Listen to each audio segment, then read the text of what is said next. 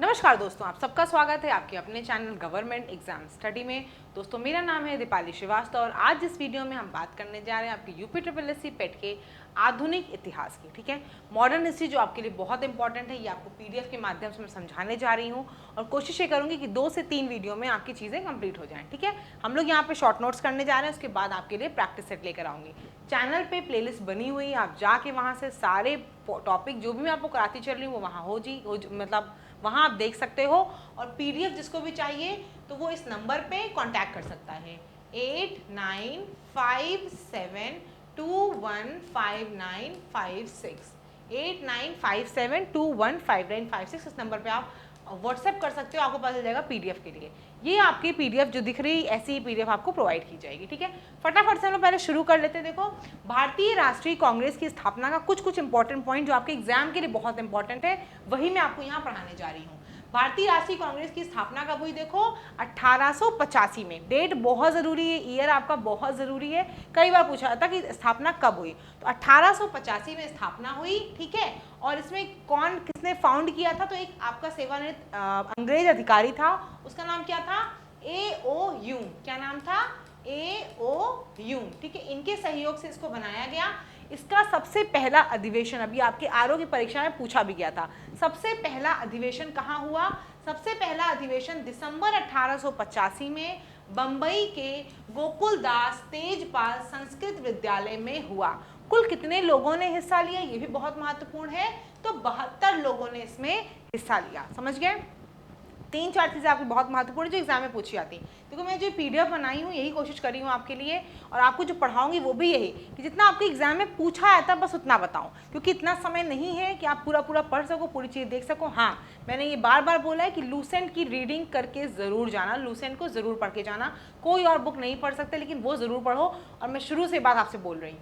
तो यहाँ पे क्या है, स्थापना कब हुई? 1885 में हुई। किसकी मदद से हुई? A.O. ह्यूम की मदद से हुई। और कहाँ हुई? बम्बई में, दिसंबर 1885 में बम्बई के गोकुलदास तेजपाल संस्कृत विद्यालय में हुई। ठीक है, 72 लोगों ने हिस्सा लिया। अब देखो, इसके अधिवेशन होते थे, कुछ अधिवेशन इसके किसी वजह से इंपॉर्टेंट है, उन्हीं अधिवेशन को यहाँ पर पढ़ाऊंगी। सबसे पहला अधिवेशन पूछा जाएगा आपसे, पहला अधिवेशन कहाँ हुआ? बम्बई में हुआ। अध्यक्ष कौन थे? अध्यक्ष दोस्तों आपके व्योमेश चंद्र बनर्जी, या फिर जिन्हें हम WC बनर्जी भी बोलते हैं। ठीक है, WC बनर्जी या फिर व्योमेश चंद्र बनर्जी। महत्वपूर्ण क्यों है? क्योंकि अगर पूछा था आपसे कि जिस समय भारतीय राष्ट्रीय कांग्रेस की स्थापना हुई उस समय हमारा गवर्नर जनरल, उस समय गवर्नर कौन था? तो कौन था आपका? Lord Dufferin. कौन था? लॉर्ड डफरिन उस समय आपका क्या था? गवर्नर था। ठीक है, आगे देख लो, अगर हम पूछें कि प्रमुख नेता उस समय कौन थे, तो बहुत से लोग थे, सुरेंद्रनाथ बनर्जी थे और भी कई लोग थे। दूसरे अधिवेशन की बात कर लेते हैं। दूसरा अधिवेशन आपका कब हुआ? दूसरा अधिवेशन आपका 1886 में हुआ। कहाँ पर हुआ था ये? कलकत्ता में हुआ था। कौन था अध्यक्ष? दादा भाई नौरोजी अध्यक्ष थे। अब इसमें बात कर ले तो क्या है, इंडियन एसोसिएशन जिसके फाउंडर कौन थे? सुरेंद्रनाथ बनर्जी, और भारतीय राष्ट्रीय कांग्रेस क्या हो गया? विलय हो गया। ठीक है, इसलिए सेकंड वाला आपका इंपॉर्टेंट है। ठीक है, कहाँ हुआ ये जरूर याद रखना, और अध्यक्ष कौन थे, और उस समय क्या इंपॉर्टेंट चीज थी वो मैं बताती चल रही हूँ, वो आपके एग्जाम के पॉइंट ऑफ व्यू से बहुत इंपॉर्टेंट है। तीसरे की बात कर लो, अगर तीसरे में देखो क्या है, तो तीसरा जो आपका है वो कहाँ हुआ? वो आपका मद्रास में हुआ। तीसरा कहाँ पर हुआ? मद्रास में हुआ। अब अगर पूछ लें आपसे कि इसमें अध्यक्ष कौन थे, तो अध्यक्ष जो थे वो आपके बदरुद्दीन तैयबजी थे। ये महत्वपूर्ण क्यों है? क्योंकि इसमें पहले मुस्लिम अध्यक्ष थे। तो पूछा आता आपसे कई बार कि पहले मुस्लिम अध्यक्ष भारतीय राष्ट्रीय कांग्रेस के कौन थे? तो बदरुद्दीन तैयबजी थे। और ये अधिवेशन कहाँ पर हुआ? ये आपका 1887 में तीसरा अधिवेशन था, मद्रास में हुआ। ठीक है, प्रथम मुस्लिम अध्यक्ष, यही आपका सबसे इंपॉर्टेंट है।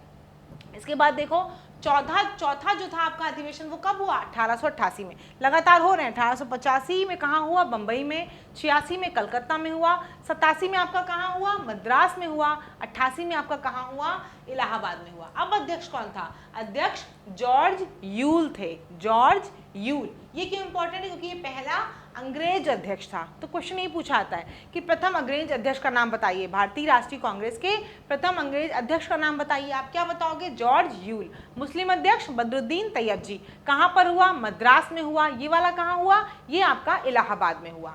आगे देख लेते हैं। 1890 में अब आते हैं। 1890 में अध्यक्ष कौन थे? फिरोज शाह मेहता। ये शाह है, ठीक है, फिरोज शाह मेहता। कहाँ पे हुआ ये अधिवेशन? कलकत्ता में हुआ। इसके लिए इंपॉर्टेंट क्या है? इंपॉर्टेंट ये है कि जो पहली कलकत्ता विश्वविद्यालय से कौन थी? पहली महिला स्नातक। पहली महिला स्नातक कौन थी? कादम्बिनी गांगुली। पहली महिला स्नातक कौन थी? कादम्बिनी गांगुली। इन्होंने इस अधिवेशन में क्या किया? संबोधन किया। मतलब इस अधिवेशन में उन्होंने भी अपना रिप्रेजेंटेशन दिया, उन्होंने संबोधित किया सभा को, ठीक है, इसलिए इंपॉर्टेंट है ये वाली। पूछा जाए आपसे किस अधिवेशन को कादम्बिनी गांगुली जो पहली आपकी क्या थी? शिक्षित महिला थी, स्नातक महिला थी, उन्होंने कहाँ पर संबोधन दिया? तो उन्होंने कलकत्ता वाले 1890 में अधिवेशन में संबोधित किया और अध्यक्ष कौन थे? फिरोज शाह मेहता थे। आगे देख लो। 1905 क्यों इंपॉर्टेंट है? क्योंकि स्वदेशी आंदोलन आपका था, भंग जो बंगाल का विभाजन हुआ वो सब इस समय हुआ था।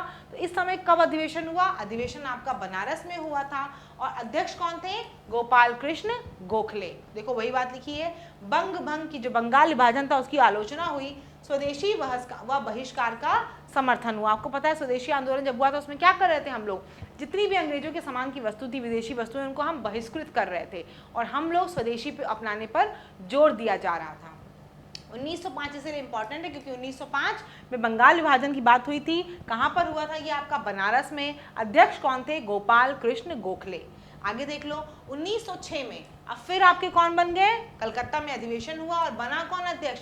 दादा भाई नौरोजी। दूसरे में भी बने थे और ये आपके इसमें भी बन रहे हैं 1906 में भी। इसमें क्या हुआ था? इसमें कांग्रेस का जो मूल लक्ष्य था वो स्वराज प्राप्ति को घोषित कर दिया गया। आगे देख लेते हैं। 1907 में क्या हुआ? 1907 में रास बिहारी घोष जो हैं वो अध्यक्ष थे और कहाँ पर ये हुआ आपका? ये सभा आपकी अधिवेशन जो आपका था ये सूरत में हुआ। इस समय क्या हुआ? इस समय कांग्रेस का विभाजन हो गया। अगर आपने सुना होगा या पढ़ा होगा थोड़ा बहुत भी तो आपको पता होगा सूरत स्प्लिट या फिर सूरत विभाजन नाम से मशहूर है ये वाला 1907 वाला ही है। इस समय क्या हुआ आपको पता है? गर्म दल नरम दल दो टाइप के लोग थे उसमें, तो उनकी अब आगे पढ़ेंगे पूरी डिटेल, थोड़ा सा बता देती हूँ। उन लोगों में क्या हुआ? आपस में नरम दल अलग टाइप के थे, गर्म दल आपको पता है कि सोचते थे नहीं ऐसे हमें काम करना है। उन लोगों की नीतियों में बहुत ज़्यादा डिफरेंसेस थे, उसकी वजह से क्या हुआ? उसमें कांग्रेस में विभाजन हो जाता 1907 में। 1915 में क्या था? 1915 बंबई में हुआ था अधिवेशन। सत्येंद्र प्रसाद सिन्हा इसके अध्यक्ष थे और इम्पोर्टेंट क्यों है? क्योंकि लॉर्ड वेलिंगटन ने इसमें भाग लिया था। आपसे कई बार ये पूछा जाता है किस अधिवेशन में लॉर्ड वेलिंगटन ने भाग लिया था? भारतीय राष्ट्रीय कांग्रेस के किस अधिवेशन में लॉर्ड वेलिंगटन ने भाग लिया? किस में लिया था? 1915 में। आगे देख लो। 1916 आपका लखनऊ में हुआ था, ठीक है, और इसमें कौन थे अध्यक्ष? अंबिका चरण मजूमदार। इंपॉर्टेंट क्यों है? क्योंकि जो आपका 1907 में विभाजन हुआ था ना, उनका क्या हुआ? एकीकरण हो गया। नरम दल और गरम दल का क्या हो गया? एकीकरण हो गया। किसकी वजह से हुआ? तिलक और एनी बेसेंट के प्रयास से कांग्रेस और लीग में क्या हुआ? समझौता भी हो गया। इसे क्या बोलते हैं हम? इसे आप लखनऊ पैक्ट बोलते हो। ये बहुत इंपॉर्टेंट है, एग्जाम में कई बार बहुत एग्जाम में आप जाते होगे देखते होगे। लखनऊ पैक्ट कब हुआ? लखनऊ पैक्ट आपका 1916 में हुआ। नरम दल और गरम दल एकीकृत हो गए और जो क्या कहते हैं मुस्लिम लीग और कांग्रेस में क्या कहते हैं दिक्कतें चल रही थी, उनको तिलक और एनी बेसेंट की वजह से समझौता करा दिया गया, ठीक है। 1917 इंपॉर्टेंट क्यों है? क्योंकि ये कलकत्ता में इसमें अध्यक्ष कौन बनी? एनी बेसेंट बनी। ये कौन थी? प्रथम महिला अध्यक्ष। ध्यान देना, अगर आपसे पूछा जाए प्रथम भारतीय महिला अध्यक्ष कौन थी तो सरोजिनी नायडू 1925 में कानपुर में थी। लेकिन अगर आपसे फिर पूछा जाए कि प्रथम महिला अध्यक्ष कौन है तो कौन है? 1917 में एनी बेसेंट, जो कि कलकत्ता में उन्होंने अधिवेशन दिया था, ठीक है। आगे देख लो। 1920 में नागपुर में सी विजय राघवचारी, ठीक है, सी विजय राघवचारी, ये क्या थे? असहयोग आंदोलन के क्या कहते हैं कार्यक्रम का अनुमोदन किया, ठीक है। असहयोग आंदोलन के कार्यक्रम का इन्होंने अनुमोदन किया। 1920 में नॉन कोऑपरेशन मूवमेंट जिसे आप बोलते हो या असहयोग आंदोलन बोलते हो वो हुआ था। 1924 इंपॉर्टेंट क्यों है? 1924 क्योंकि ये आपका बेलगाम में हुआ और इस समय अध्यक्ष कौन थे? महात्मा गांधी। और यही पहली और आखिरी बार इसी में इन्होंने खाली अध्यक्षता की थी, बाकी कभी भारतीय राष्ट्रीय कांग्रेस में इन्होंने अध्यक्षता नहीं की थी। 1924 में बेलगाम में महात्मा गांधी ने, देखो लिखा है, एकमात्र अधिवेशन जिसकी अध्यक्षता गांधी जी द्वारा की गई थी। क्लियर? आगे देख लेते हैं हम लोग। 1925 में क्या है? सरोजिनी नायडू आ गई कानपुर। मैंने आपको बताया ना, अगर आपसे पूछा जाए कि प्रथम भारतीय महिला किस कौन थी आपकी, तो आप बताओगे सरोजिनी नायडू, ठीक है। प्रथम भारतीय महिला कौन थी? सरोजिनी नायडू, जिन्होंने अध्यक्ष का मतलब पद संभाला। और कब हुआ था वो? 1925 में कानपुर में। और पहली महिला अध्यक्ष कौन थी? एनी बेसेंट थी। 1917 में आपकी कहाँ पे थी बताना मुझे कमेंट सेक्शन में, मैं पहले बता चुकी, कहाँ पे थी बताना। 1927 M.A. अंसारी मद्रास में थे।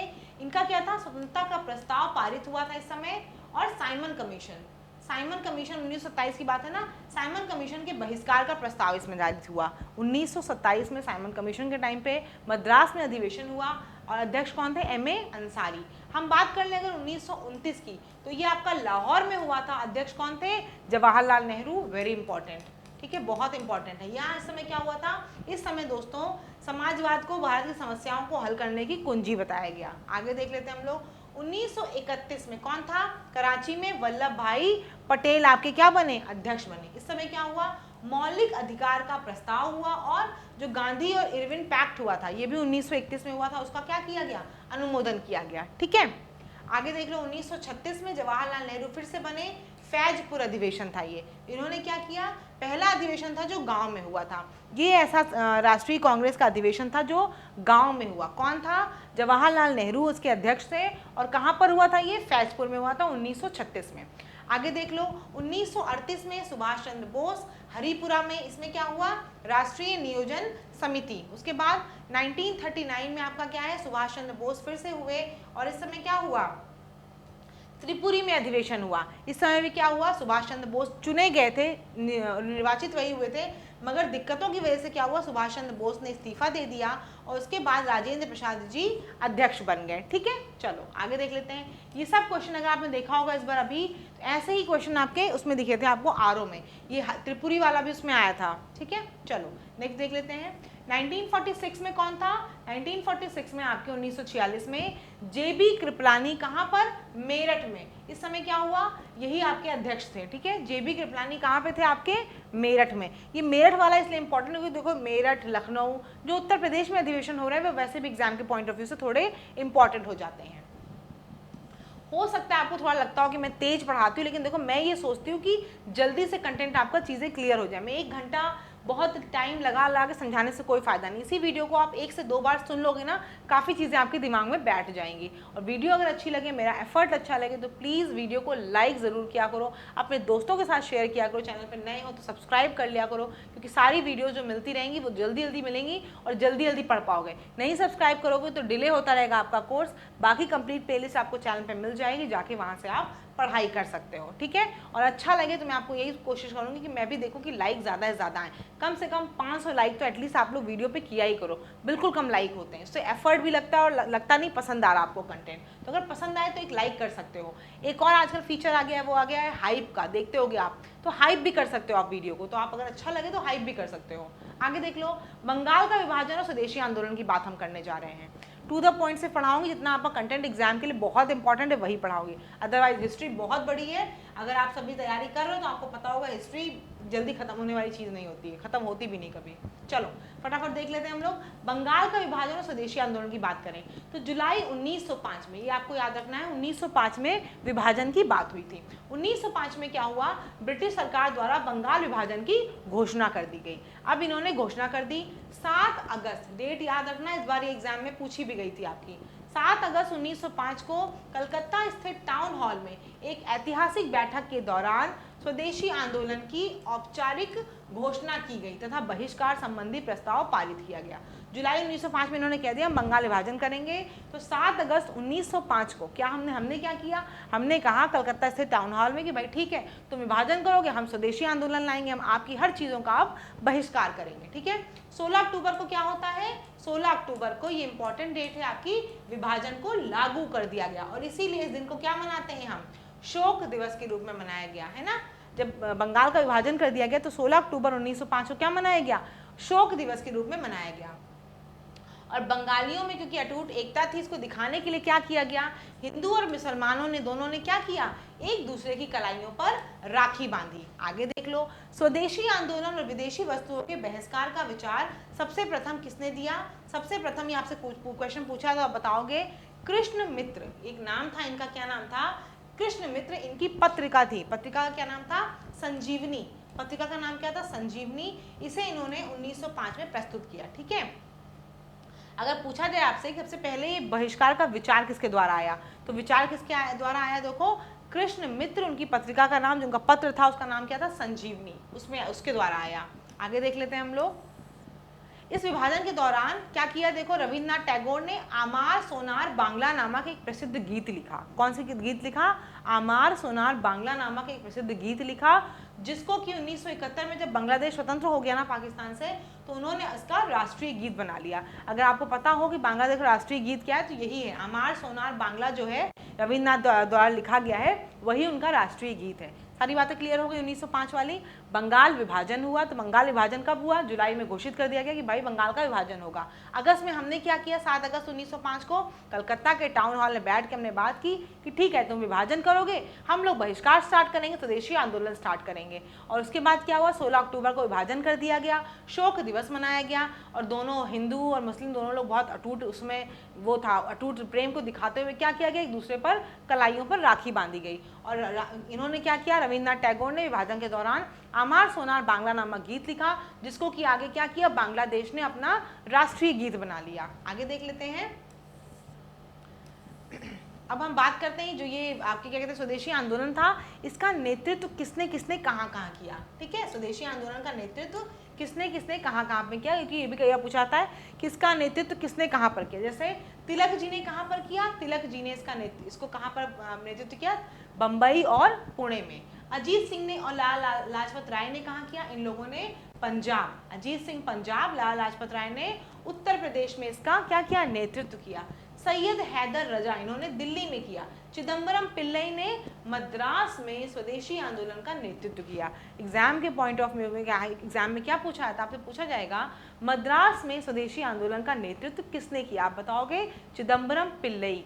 दिल्ली में स्वदेशी आंदोलन का नेतृत्व किसने किया, आप बताओगे सैयद हैदर रजा। ठीक है, चलो आगे देख लो। और बात कर लें हम तो राष्ट्रीय शिक्षा के विकास के लिए, क्योंकि हमने कहा ना कि हम हर चीज को बहिष्कृत करेंगे, तो शिक्षा भी हमें अपने यहाँ देनी पड़ेगी। तो राष्ट्रीय शिक्षा के विकास के लिए क्या किया, रविन्द्रनाथ टैगोर ने शांति निकेतन की तर्ज पर बंगाल नेशनल कॉलेज की स्थापना की, और अरविंद घोष को क्या बनाया, अरविंद घोष को इसका प्रिंसिपल बनाया गया। ठीक है, अब आगे देख लो। वाइसरॉय कौन था, लॉर्ड हार्डिंग टू। ठीक है, इसने इंग्लैंड के सम्राट जॉर्ज पंचम के स्वागत में 1911 में दिल्ली दरबार का आयोजन किया। ठीक है, इस समय क्या होता है, मतलब उस समय तो नहीं होता है, 1911 में, मैं साइड में आती हूँ, आप अच्छे से देख सकते हो। फिर 1911 में क्या होता है, 1911 में क्या होता है दोस्तों, लॉर्ड हार्डिंग ने इंग्लैंड के सम्राट जॉर्ज पंचम के स्वागत में किसका आयोजन किया, दिल्ली दरबार का। ईयर याद रखना 1911, ये इंपॉर्टेंट है। 1911 में क्या होता है, दिल्ली दरबार क्यों किया गया, लॉर्ड हार्डिंग ने जॉर्ज पंचम के रेस्पेक्ट में या सम्मान में उन्होंने इसका आयोजन किया। इसमें क्या किया गया, 1911 में कुछ महत्वपूर्ण घोषणाएं की गई। कौन कौन सी, एक तो जो आपका बंगाल विभाजन हुआ था ना 1905 में, इसको क्या किया गया, रद्द कर दिया गया। 1905 का बंगाल विभाजन 1911 में रद्द कर दिया गया, और राजधानी को कलकत्ता से कहाँ स्थानांतरित कर दिया गया, दिल्ली। अभी तक कलकत्ता राजधानी थी, अब कहाँ स्थानांतरित कर दिया गया, इसको ट्रांसफर कर दिया गया, दिल्ली में कर दिया गया। ठीक है, 1912 में राजधानी को फिर कलकत्ता से दिल्ली लाया गया। उस समय घोषणा की थी, 1912 में ला दिया गया। 1912 में ही क्या किया गया, बिहार को बंगाल से अलग करके एक भिन्न प्रांत बना दिया गया। अभी तक बंगाल एक बहुत बड़ा प्रांत था, बिहार नहीं था। अब क्या किया गया, बिहार को बंगाल से अलग कर दिया गया, एक भिन्न प्रांत बना दिया गया। ठीक, चलो आगे देख लेते हैं हमारा क्या है। बस मुस्लिम लीग की करेंगे हम थोड़ी सी पढ़ाई, उसके बाद फिर आपकी आगे वीडियो अगले उसमें आएगी, क्योंकि बहुत ज़्यादा बड़ा हो जाएगा तो काफ़ी फैक्ट्स आपके इकट्ठा हो जाएंगे और आपको याद रखने में उनको दिक्कत हो जाएगी। ठीक है, तो हम लोग थोड़ा सा और पढ़ेंगे, ज़्यादा बहुत बड़ी वीडियो नहीं बनाऊंगी। चलो, मुस्लिम लीग की स्थापना क्या है, देखो मुस्लिम लीग जो आपका था वो कब हुआ, वो आपका 1906 में आगा खां जो थे, आगा खां, ढाका के नवाब सलीमुल्लाह तथा मोहसिन मुल्क के नेतृत्व में मुस्लिम लीग की स्थापना हुई। ठीक है, मुस्लिम लीग की स्थापना हुई। सलीमुल्लाह को क्या माना जाता है, इसका मुख्य संस्थापक माना जाता है, और आगा खां जो थे वो मुस्लिम लीग के क्या थे, प्रथम अध्यक्ष थे। सारे फैक्ट बहुत इंपॉर्टेंट है, ऐसे ही एज इट इज आपको क्वेश्चन पूछा जाएगा। मुस्लिम लीग के प्रथम अध्यक्ष कौन थे, आप बताओगे आगा खां।